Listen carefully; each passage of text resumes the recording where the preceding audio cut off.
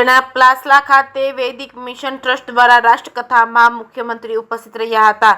ઉપલેટાના પ્લાસલા ખાતે દેશભરના બાળકો માટે રાષ્ટ્ર એકીકરણ શિબિરનો આરંભ કરાયો. આ શિબિર ડિસેમ્બર 2024 થી 26 તારીખ સુધી ચાલી રહેલ છે, જેમાં 26 રાજ્યોમાંથી 16,000થી વધુ વિદ્યાર્થીઓએ ભાગ લીધો છે. 10 દિવસ માટે યોજવામાં આવેલી શિબિરનો ઉદ્દેશ યુવાનોમાં રાષ્ટ્રીય અખંડિતતા અને એકતાને સામાજિક સમરસતાની ભાવનાને પ્રોત્સાહન આપવાનો છે, તેમના શૈક્ષણિક અને બૌદ્ધિક વિકાસમાં વૃદ્ધિ કરવાનો છે. આ શિબિરને રસપ્રદ અને શૈક્ષણિક બનાવવા માટે શસ્ત્રો અને સાધનોનું પ્રદર્શન અને પ્રેરક વ્યક્તિત્વ વિડીયો, કારકિર્દી માર્ગદર્શન પ્રદર્શન, વિવિધ પ્રવૃત્તિઓ અને શારીરિક પ્રવૃત્તિઓનો સમાવેશ કરવા માટે રમતગમત, કરાટે વગેરેનું આયોજન કરવામાં આવે છે. આ રાષ્ટ્રકથા શિબિરમાં ભારતીય ભૂમિ સેના, સૌસેના, ભારતીય તટરક્ષક, સીમા સુરક્ષા દળ, સેન્ટ્રલ રિઝર્વ પોલીસ ફોર્સ તેમજ સેન્ટ્રલ ઇન્ડસ્ટ્રીયલ સિક્યુરિટી ફોર્સ, ભારતીય તિબેટીયન સીમા પોલીસ વગેરે સહિત અનેક સૈન્ય અને સીપીઓ એનજીઓ શિબિર સંચાલકમાં સામેલ છે. અહીં નવા યુગના સાધનો,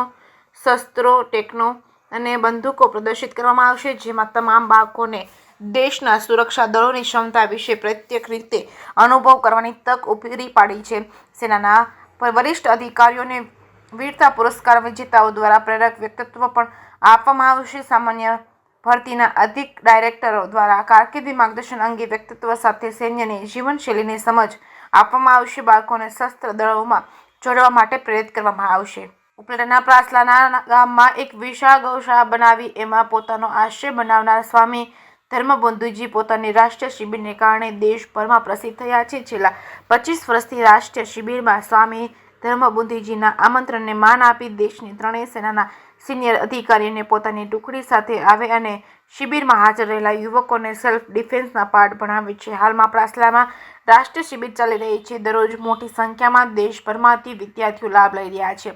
આ કથામાં મુખ્યમંત્રી ભૂપેન્દ્ર પટેલ પહોંચ્યા હતા અને તેમનું સ્વાગત બાદ ભાષણ કરવા ઉભા થયા હતા. ત્યારે ગુજરાતીમાં ભાષણ આપતા સ્વામીએ રોક્યા હતા. હિન્દીમાં ભાષણ આપવા જણાવ્યું હતું. મુખ્યમંત્રી રમૂજ મૂડમાં જોવા મળ્યા હતા. હિન્દી થોડું કાચું છે, પરંતુ ટ્રાય કરીશ. ઉદ્બોધનના માધ્યમથી યુવાનોને પ્રેરણા આપતા જણાવ્યું હતું કે દરેક ધર્મમાં સૌનું કલ્યાણ થાય તેવી ભાવનાથી રાષ્ટ્રીય એકતાની ભાવના મજબૂત બને. દેશની આઝાદી માટે શહીદ થયેલા વીરોને યાદ કરી સ્વતંત્ર વિરોધી દેશ માટે જીવવાની તેમજ દેશ માટે કંઈક કરી ચૂકવાની પ્રેરણા આપે છે. આઝાદીની લડાઈની વિચારધારાઓથી આપણે પ્રેરણા લેવાની રાષ્ટ્રકથામાં મનોવૈજ્ઞાનિક અને વૈજ્ઞાનિક અભ્યાસનું નિર્માણ થાય તે માટે મહાનુભાવોનું જ્ઞાન મળી રહ્યું છે. તે અંગે પણ આનંદની લાગણી વ્યક્ત કરી હતી. JKS ન્યૂઝ ગુજરાતી સાથે અર્શી આહિર, ઉપલેટા.